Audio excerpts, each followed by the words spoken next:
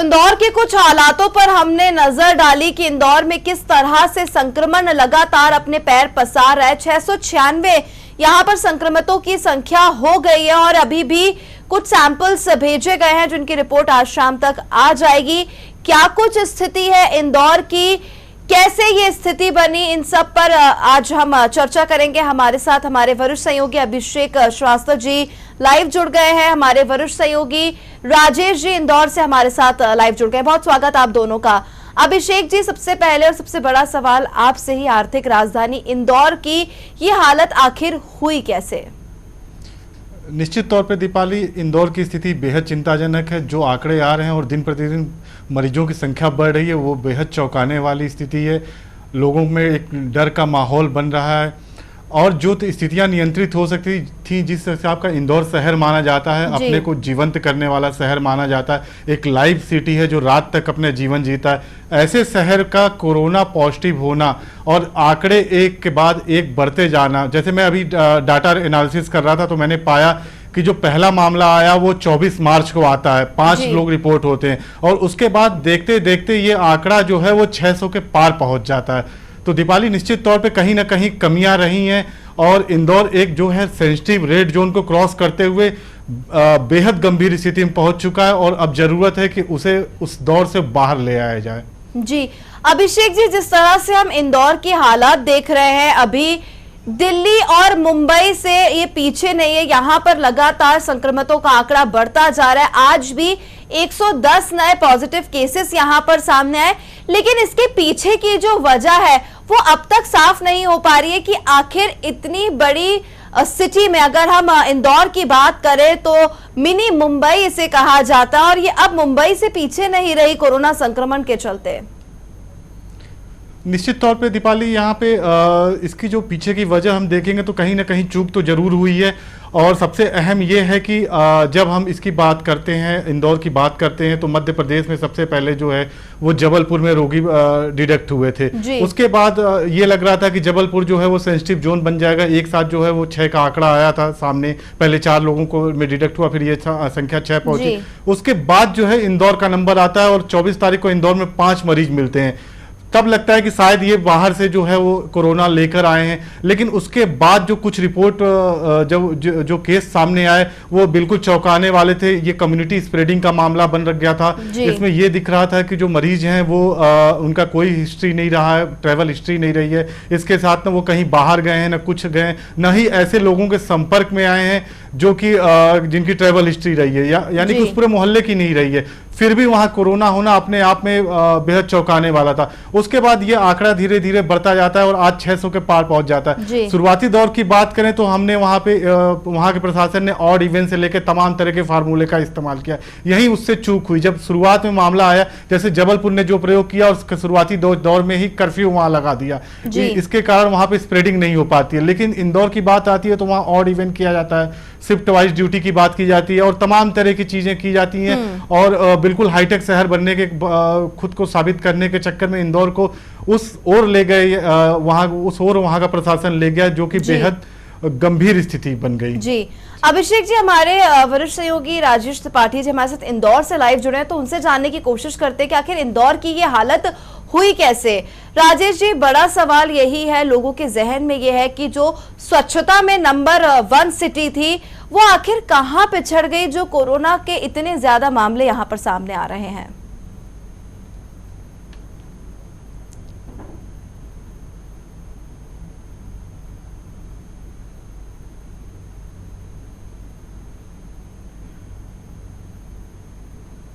लेकिन एक अच्छी खबर यह है कि पिछले 3 दिनों से जो कोई भी नया एरिया डेवलप नहीं हो पाया है जहाँ कोरोना पॉजिटिव पेशेंट आए हैं, अभी प्रशासन ने 147 स्थान ऐसे चिन्हित किए हैं जिन्हें हॉट स्पॉट कहा जा रहा है, जहाँ सबसे ज्यादा पेशेंट निकले हैं।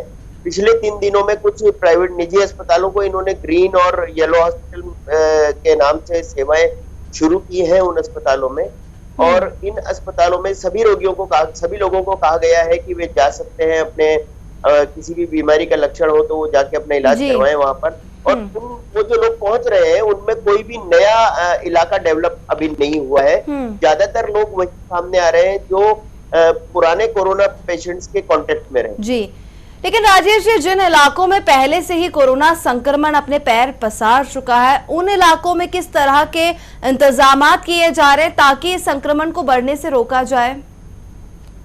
उन इलाकों में अभी पूरी तरह से कर्फ्यू लागू है। 147 इलाके करीब ऐसे हैं, 22 इलाके कल ही प्रशासन ने चिन्हित करके उनको भी हॉटस्पॉट में घोषित किया है। वहाँ पूरी तरह से कर्फ्यू है, यानी 100% लॉकडाउन है। वो इसलिए है ताकि उन इलाकों में स्थिति नियंत्रण में आए, क्योंकि आंकड़ा जो है वो अब 696 पहुंच गया है। जी राजेश जी, सख्ती तो बढ़ती जा रही, जिस तरह आपने बताया कि कर्फ्यू का सख्ती के साथ पालन करवाया जा रहा है, लेकिन इंदौर में ही कई ऐसे मामले सामने आए हैं। पहले भी यहाँ से जो आइसोलेट करके मरीज रखे गए थे वो भाग गए थे, और कल भी कुछ ऐसा ही मामला सामने आया था जहां पर क्वारंटीन सेंटर से 8 मरीज भाग गए थे। जी, ये चुनौती पहले दिन से इंदौर में देखने में आई है कि रोगी इलाज के दौरान अस्पताल से भाग जाते हैं, और सबसे बड़ी समस्या ये है कि भागने के बाद जब पुलिस उनके घर पहुंचती है तो वो पुलिस अपने घर जाने की जगह किसी रिश्तेदार या कुछ ऐसे परिचितों के घर पे जाके वहां भी संक्रमण को फैलाने की कोशिश करते हैं। ये लोग बड़ा चैलेंज बने हुए हैं कोरोना की स्थिति को नियंत्रित करने के लिए। जी, लेकिन भाग के तो ये संक्रमण को और ज्यादा फैलाने की कोशिश कर रहे हैं, क्योंकि अगर ये अपने किसी रिलेटिव के यहाँ भी जा रहे हैं तो वहां पर भी तो संक्रमण बढ़ सकता है। इसके पीछे जो एक बड़ा सवाल यहाँ पर ये है कि स्वास्थ्य विभाग की क्या जिम्मेदारी नहीं है कि इन लोगों का जो ध्यान है वो रखा जाए, इन लोगों को भागने नहीं दिया जाए, क्योंकि ये बड़ी चुनौती भी स्वास्थ्य विभाग के लिए है। इसमें मैं आपको बताना चाहूंगा कि जब शुरुआत का पहला ऐसा मामला सामने आया था, जब एक रोगी पॉजिटिव पेशेंट जो है वो वार्ड से भाग गया था, तो ये व्यवस्था की गई थी कि इन वार्डों के बाहर पुलिस तैनात की जाएगी। कहीं ना कहीं चूक इस मामले में भी है कि पुलिस तैनात होने के बावजूद अगर लोग भाग रहे हैं, या कुछ और ऐसे स्थान है जहां अभी पुलिस सिर्फ कागजों में तैनात है। पुलिस को क्योंकि डब्बे की कमी भी एक बहुत बड़ी समस्या है इस वक्त, क्योंकि सारे शहर में पुलिस के हाथ में है सारा नियंत्रण। तो ऐसे वार्डों के बाहर पुलिस तैनात करने की बात कही गई थी, और वो शायद पूरी तरह से लागू नहीं हो पाने के कारण रोगियों को भागने का मौका मिल रहा है। जी बिल्कुल अभिषेक जी, यहाँ पर मैं आपसे इसी मुद्दे पर सवाल करना चाहूंगी। जिस तरह से इंदौर के हालात हैं, एक तरफ तो आर्थिक राजधानी संक्रमण से जूझ रही है, दूसरी तरफ स्वास्थ्य कर्मियों पर या सुरक्षा कर्मियों पर जिस तरह से हमले होते हैं, दूसरी ये चुनौती, तीसरी ये चुनौती कि जो हॉस्पिटल में मरीज क्वारंटीन है वो ही भाग जाते हैं। तो एक नहीं 3-4 चीजों से यहाँ पर आर्थिक राजधानी इंदौर जूझ रही है। निश्चित तौर पे दीपाली यहाँ देखने के लिए ये मिला कि जो पहले शुरुआती दौर में जो पेशेंट डिटेक्ट हुए वो एक विशेष इलाके से आते हैं, उसमें से फिर जब उनको अस्पताल में भर्ती कराया जाता है, उनका इलाज किया जाता है, तो एक पेशेंट जो है वो अस्पताल से भाग जाता है। फिर उसको पकड़ने के लिए रात भर पुलिस को जद्दोजहद करनी पड़ती है। इसके बाद करते हैं तो ऐसा ही एक दूसरा मामला अगले दिन आता है सामने। तो कुल मिला जुलाकर कहीं ना कहीं जो प्रशासन का फेल्यूर है ये यहीं से दिखने लगता है। बताया यह भी जाता है कि स्वास्थ्य महकमे में कुछ लोग जो हैं वो कोरोना पॉजिटिव मरीजों से दुर्व्यवहार करते हैं, इस कारण मरीज जो है खुद को प्रताड़ित महसूस करते हैं, और वो प्रशासन का और स्वास्थ्य कर्मियों का सहयोग नहीं करना चाह रहे थे। इसके बाद ये बात जब अफवाह फैलती है तो जब भी स्वास्थ्य विभाग की टीम खास इलाके में जाती है तो वहाँ पुलिस पर पथराव होता है, स्वास्थ्य कर्मियों पर पथराव किया जाता है, तमाम तरह की भ्रांतियां इंदौर में फैल जाती हैं। तो कुल मिला जुलाकर इंदौर के लोगों ने भी उस हिसाब का सहयोग नहीं दिया, और प्रशासन ने भी उस लेवल पे कार्रवाई नहीं की जो करनी चाहिए थी। गलतियां दोनों तरफ से हुई हैं, और अब जो है वो हम काफी आगे निकल चुके हैं, उस स्थिति में आ चुके हैं कि अब दोनों पक्षों को साथ रह के और साथ मिलकर काम करना होगा, तभी इंदौर को हम रेड जोन से वापस ले आ सकते हैं, क्योंकि जो आंकड़े हैं वो बेहद डराने वाले हैं, बेहद चौंकाने वाले हैं। कुल मिला जुला कर शुरुआती चरण में जो प्रशासन की जो कार्रवाई होनी चाहिए थी वो भी नहीं दिखी, जिस हिसाब की सख्ती अन्य शहरों में दिख रही थी वो सख्ती इंदौर में नहीं दिखी। लॉकडाउन के समय में जब पहले दिन के लिए जब ट्रायल इसका हुआ था, जनता कर्फ्यू का आह्वान किया गया था, तो उस दिन रात में जो रिजल्ट दिखा गया था और लोगों ने जिस हिसाब से जुलूस निकाला था वो भी कहीं ना कहीं इसके लिए जिम्मेदार है। तो तमाम तरह की गलतियां यहाँ दीपाली हुई हैं, और अब जरूरत ये है कि हम इन गलतियों को में सुधार कैसे करते हैं, हम उसका कड़ाई से पालन कैसे करते हैं। जैसे शुरुआत में जो नए डीएम वहाँ के आए, नए जिलाधिकारी कलेक्टर जो वहाँ पे आते हैं, वो कहते हैं कि हम जो है ये बैन कर रहे हैं, इतने बजे के बाद आप दूध नहीं बांटेंगे, तो उसको लेकर भी प्रदर्शन शुरू हो जाते हैं, तमाम तरह की चीजें होती हैं। तो कहीं ना कहीं प्रशासन को जनता के विरोध का भी यहाँ सामना करना पड़ा, और ये सब जब स्थितियां एक साथ सार्वजनिक हुई तो उसके कारण जो है कोरोना जो है वो और ज्यादा फैला। जी अभिषेक जी, लेकिन बड़ा सवाल यही है कि इस भीषण संकट से निकला कैसे जाए। रेड जोन में तो है इंदौर, और शायद उससे ज्यादा ही यहाँ पर सीरियसनेस है, क्योंकि लगातार पेशेंट्स बढ़ते जा रहे हैं। अभी भी कुछ सैंपल्स भेजे गए जिनकी रिपोर्ट शाम तक आ जाएगी, और ये आंकड़ा लगभग इंदौर में ही कहा जा रहा है कि 1000 के करीब पेशेंट्स यहाँ पर मिलेंगे। लेकिन इस पूरे संकट से निकला कैसे जाए, बड़ा सवाल। देखिए, यहाँ सवाल जो आपने उठाया है बेहद गंभीर सवाल है। इसमें हमें केरला से सीख लेनी चाहिए, इसमें हमें छत्तीसगढ़ से सीख लेनी चाहिए। ये दोनों राज्य कहीं से भी मध्य प्रदेश के बराबर खड़े नहीं होते हैं। मध्य प्रदेश में जो सुविधाएं हैं वो आपके छत्तीसगढ़ में वैसी सुविधाएं नहीं है, ना ही केरला में है। तो आप ये मान के चल सकते हैं कि जो केरला ने फार्मूला जो अपनाया और जिस हिसाब की कार्य वहाँ की सोसाइटियों ने किया, और उसका नतीजा ये रहा कि सिर्फ एक केस आता है एक दिन पहले।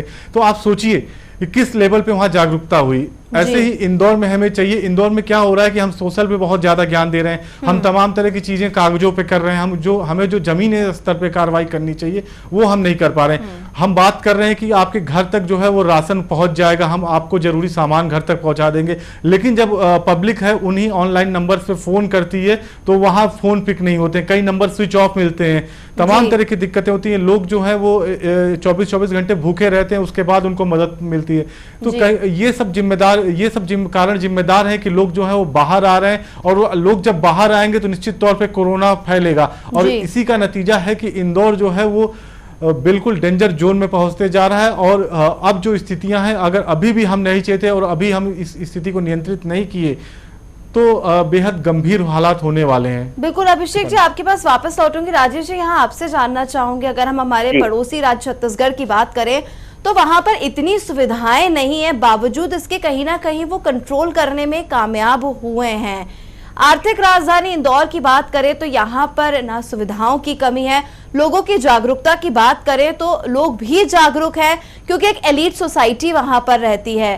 तो सवाल यह है कि आखिर कमी कहां पर रह गई, जो यहाँ पर संक्रमण इतना ज्यादा फैल गया, और इतने समय बाद भी, लगभग 1 महीने का समय होने वाला, उसके बाद भी स्थिति कंट्रोल नहीं हो रही है। मैं आपको एक बात और इसमें जोड़ना चाहूंगा कि इंदौर में जो सैंपलिंग का काम है, सैंपल लिए जा रहे हैं, वो भी काफी ज्यादा लिए जा रहे हैं। इस तो ज्यादा सैंपल में पॉजिटिव केसेस भी ज्यादा है। हाँ, ये बात सही है कि अब 300 सैंपल की रिपोर्ट और आनी बाकी है, और जो वृद्धि दर है पॉजिटिव केसेस आने की, वो इंदौर में काफी ज्यादा नजर आ रही है। मैं आपको कुछ डाटा और बताना चाहूंगा कि प्रति 10 लाख की आबादी में जो सैंपलिंग का काम हो रहा है, कोरोना के सैंपल लेने का, वो ज्यादा जयपुर में हो रहा है, 1880 सैंपल लिए जा रहे हैं। उसके बाद इंदौर है पूरे देश में, जहाँ 1370 सैंपल हर 10 लाख की आबादी में लिए जा रहे हैं। जी। अहमदाबाद में 31, मुंबई में 834 और दिल्ली में 696 सैंपल ही 10 लाख की आबादी में लिए जा रहे हैं, जबकि मुंबई और दिल्ली में इंदौर से ज्यादा पॉजिटिव केसेस हैं। तो ज्यादा सैंपलिंग की वजह से भी केसेस अब बढ़ रहे हैं, यानी केसेस अब ज्यादा आ रहे हैं अपेक्षाकृत। छत्तीसगढ़ की आप जहां तक बात कर रही हैं, तो छत्तीसगढ़ और जो दूसरे राज्य हैं वहाँ सैंपलिंग भी शायद कम है, इस वजह से पॉजिटिव केसेस भी हो सकता है कम हो सकते हैं। जी, लेकिन मैं बातें आपको बताना चाहूंगा। राजस्थान में शुरुआत भीलवाड़ा से हुई थी, और भीलवाड़ा मॉडल की पूरे देश में बहुत तारीफ हुई थी, लेकिन वही भीलवाड़ा मॉडल जयपुर में रामगंज में आके फेल हो गया पूरी तरीके से। जयपुर में भी करीब काफी केसेस हैं। तो कई सारी चीजें हैं जिनके बाद जो चीजें बदलेंगी, लेकिन अब जो सख्ती अब की है, इसके रिजल्ट जो लापरवाही शुरुआत में हुई उसका नतीजा हम अभी देख रहे हैं, और मुझे लगता है कि अब जो सख्ती की जा रही है इसका नतीजा हमें आने वाले 15 दिन में नजर आने लगे। राजेश जी, यहाँ एक सवाल आपसे पूछना चाहते हैं कि आप जिस हिसाब से डॉक्टर्स ने सोशल मीडिया पे वीडियो मैसेज जारी किए, लेकिन वही डॉक्टर जब खुद बीमार पड़ जाते हैं और उनकी मौत हो जाती है, तो आप सोचिए कि बता सकते हैं कि आखिर ऐसा क्या है कि हम सोशल मीडिया पे तो अवेयरनेस संदेश दे रहे हैं, लेकिन जब हम उसे खुद फॉलो करना हो रहा है तो हम उससे पीछे रह जा रहे हैं। बिल्कुल, ये जो दो डॉक्टर्स की डेथ हुई है इंदौर में, इन दोनों की जो हिस्ट्री है उसमें ये है कि दोनों की उम्र करीब 60 साल के आसपास थी और दोनों जो है वो इन हालात में भी अपने क्लिनिक को चला रहे थे। तो जब आप क्लिनिक चलाते हैं तो बहुत सारे पेशेंट आते हैं और वो हर तरह का संक्रमण आपको देके जाते हैं। कुछ बातें ऐसी भी आई कि कुछ प्रिकॉशन भी उन्होंने बहुत बाद में शुरू किए, बचाव के इंतजाम अपने बाद में शुरू किए, इसलिए 2 डॉक्टरों की जान चली गई कोरोना की वजह जी। हाँ, लेकिन जो सोशल मीडिया पे जो बात की जा रही है वो बहुत सारी चीजें, बहुत सारी लापरवाहियां, बहुत सारी शुरुआती कमियां रही जिनकी वजह से ये चीजें बाद में बदली हैं और अब मजबूर है प्रशासन सख्ती करने के लिए। लेकिन ये सारी चीजें अगर 15-20 दिन या 1 महीने पहले कर दी जाती तो इंदौर अभी इतनी बुरी स्थिति में नहीं होता, क्योंकि मैं आपको बता दूं कि कोरोना का गढ़ बन जाने से जो साख पे असर पड़ेगा, इंदौर एक बहुत बड़ी कोचिंग इंडस्ट्री भी है इंदौर में, उस पर भी हो सकता है कि कोई भविष्य में असर पड़े। या इंदौर एक व्यवसायिक राजधानी, वाणिज्यिक राजधानी है मध्य प्रदेश की, और मध्य प्रदेश के अलावा राजस्थान के भी बहुत सारे इलाकों से लोग यहाँ खरीदारी करने आते हैं, तो काफी समय लगे बाजार को दोबारा अपने पैरों पर खड़ा होने में। ये एक बड़ा नुकसान इंदौर को कोरोना काल से मुक्ति पाने के बाद भी भुगतना पड़ता है। राजेश जी, यहाँ एक सवाल ये बनता है, आपको पीछे ले जाते हैं हम भूत में, तो ये मुझे एक चीज बताइए कि हमने शुरुआती दौर में वो सबसे बड़ी गलती कौन सी की जिसके कारण जो कोरोना है इतनी तेजी से फैला मध्य प्रदेश के अन्य शहरों की अपेक्षा? राजेश जी, मैं आपको बताऊं, जब शुरुआत में केसेस आए थे तो इंदौर और उज्जैन दोनों जगह पे वो सख्ती नहीं हुई थी। जैसे कर्फ्यू लगा के एकदम पूरे इलाके को बंद कर दिया जाए, पूरी तरीके से लोगों को बिल्कुल सख्ती के साथ लॉकडाउन का पालन किया जाए, कर्फ्यू का पालन किया जाए, सुपर कर्फ्यू जिसको आजकल कहा जाने लगा, सुपर कर्फ्यू इम्पोज कर दिया जाए, वो स्थिति अगर इंदौर में शुरुआत से की होती तो शायद केसेस इतने ज्यादा नहीं बढ़ते। शुरुआत मुझे लगा कि शुरुआत में प्रशासन बहुत हल्के तरीके से ले रहा था। मैंने पहले भी आपको बताया था कि दरअसल उनको सरकार बदलने का दौर था, मध्य प्रदेश में सरकार के आने और जाने का दौर चल रहा था। ऐसे में अधिकारियों की निष्ठाएं इंदौर से कम और अपने नेताओं से ज्यादा थी, वो इसी वजह से सारी चीजों में वो ध्यान नहीं दे पाए, ऐसा लगा मुझे। जी राजेश जी, एक सवाल और उठता है कि इंदौर में जो है वो सरकार बदलती है मध्य प्रदेश में, उसके बाद इंदौर में कलेक्टर भी बदल दिए जाते हैं, तो क्या लगता है कि पुराने कलेक्टर सही ढंग से कार्य नहीं कर रहे थे और नए कलेक्टर आए, उनके आने के बाद और भी केसेस आए, तो दोनों की कार्यशैली में क्या अंतर रहा? निश्चित रूप से जो बाद में कलेक्टर आए उनको सख्ती करनी थी और इसीलिए उनको भेजा गया था, क्योंकि लगातार जिस तरह से केसेस तेजी से इंदौर में सामने आने लगे थे, इंदौर में शुरुआत से काफी तेजी से केसेस, पॉजिटिव केसेस सामने आने लगे थे, तो नए कलेक्टर को इसीलिए भेजा गया था कि वो सख्ती करें। डीआईजी का भी तबादला किया था, कलेक्टर के साथ डीआईजी का भी तबादला किया था, और दोनों को इसीलिए बदला गया था कि शायद नए अधिकारी, नया नेतृत्व जो है वो चीजों को बदलने की कोशिश करे, स्थिति को नियंत्रण में लाने की कोशिश करे। लेकिन शुरुआत में इतना ज्यादा फैल चुका था कोरोना कि अब तक वो उसका दंश भुगत रहा है इंदौर। जो 700 केसेस हुए हैं वो उसी का नतीजा है। तो क्या ये नहीं लगता राजेश जी कि जैसे जबलपुर प्रशासन ने सख्ती की और बिना किसी पॉलिटिकल प्रेशर के उसने स्पष्ट रूप से वहां के कलेक्टर ने कहा कि नहीं 3 दिन तक तो आपको हिलना डुलना तक नहीं है, घर से बाहर ही नहीं निकलना है, तो क्या ऐसी स्थिति इंदौर में नहीं की जानी चाहिए थी? जब इंदौर में 24 तारीख को 5 मामले आते हैं, उसके बाद 9 मामले और आते हैं, उसके बाद ये आंकड़ा धीरे धीरे 10-10 की संख्या को क्रॉस करने लगता है। राजेश जी, बिल्कुल की जानी चाहिए थी। और मैं आपको बताऊं, शुरुआत के दौर में जब ये सिर्फ बातों में चल रहा था काम की, पॉजिटिव केसेस आए, कर्फ्यू लगाया जाएगा, इस तरीके से ये किया जाएगा, वो किया जाएगा, इंदौर में जो सब्जी मंडी है वहां पे 5-5-6 हजार लोग इकट्ठे हो जाया करते थे। उनके फोटो देखकर लगता था कि लोग भी मानने को तैयार नहीं है और प्रशासन भी कुछ समझ नहीं पा रहा है चीजों को। भीड़ भरे जो इलाके थे उनको खाली कराने में इंदौर के प्रशासन को करीब 7 से 10 दिन का समय लगता है, और यही समय मुझे लग रहा है भारी पड़ गया।